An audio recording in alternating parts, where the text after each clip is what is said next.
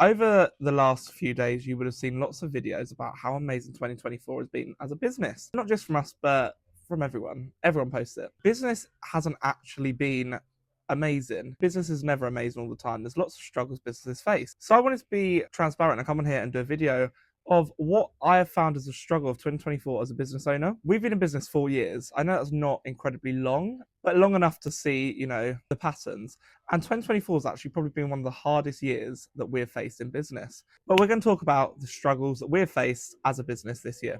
So end of 2023, some of you might know that TikTok actually had a bit of an issue with our money and they held thousands and thousands of pounds. So this meant going into 2024, we actually started the year not in a financial crisis as such, but in a cash flow issue. Starting off the year in a cash flow issue is one of the hardest ways to start the year, because the first quarter of the year is always one of the slowest quarters. Starting the year off like that, it was, sort of a feeling of, right, this is what we're in for this year. Being a business owner is actually quite hard to shift that from your mind. It was, hard to sort of find our feet whilst we was going through that, because we still need to keep up with our bills, paying our staff, but we're still here to tell the tale today. So, perseverance and great people around you, we got through it. Another struggle that we faced at the start of the year, and again being transparent, our Egham store isn't as great as what we thought it would be. So Egham as a town is a very quiet town. When you sign a business lease, you sign a lease that isn't just for a year, isn't just for a couple of months. You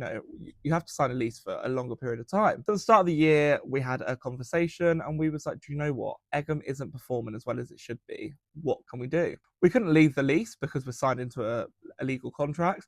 So we thought we'd refurb Egham and change the complete aspects of it. We went to selling pick and mix novelty goods, so like a traditional sweet shop with a modern twist. The refurbing of this did not go to plan. There was lots of things that we didn't even think about that we would have to do changing it like this. We had to shut the shop. I think it shut for about 3 weeks, and it took a lot of money to refurb. And you think, great, it's going to be better. And again, another struggle of that is not knowing how it's going to go. Unfortunately, it has been a lot better than what it was, but it still hasn't gone how we wanted it to. We then went on to open Salisbury. I know it sounds absolutely mental that this year's been all over the place and I decided to open another shop in Salisbury, but Salisbury was sort of like a saving grace. Like, as a business, that's what we needed to do to sort of find our feet because of the situation that happened at the end of 2023 and the start of 2024. And Salisbury has been an amazing store. The best business decision I've ever made. However, when we got the Salisbury store, the state of the shop that it was left in was a lot more than what you could see to the eye. It needed lots and lots of work to bring it up to the standard that you see today. It cost so much money and time to get a shop ready. That was something that we